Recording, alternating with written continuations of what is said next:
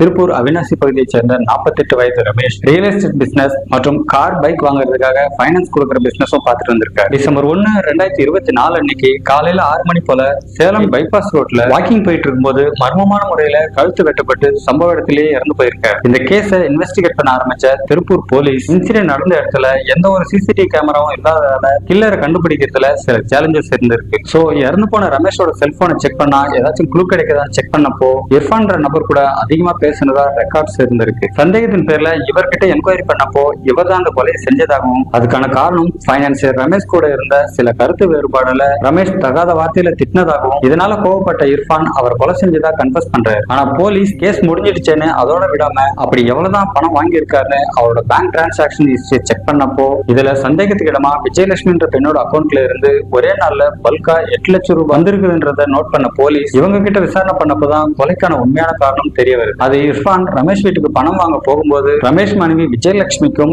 இர்ஃபானுக்கும் தவறான ரிலேஷன்ஷிப் உருவாகி இருக்கு. இதை கண்டிச்ச ரமேஷ விஜயலட்சுமி தன்னோட நகையை அடகு வச்சு 8 லட்சம் ரூபாய் பணத்தை ரெடி பண்ணி அதை இர்ஃபான் கிட்ட கொடுத்து கூலிப்படைய வச்சு இந்த கொலை செஞ்சதா தெரிய வருது.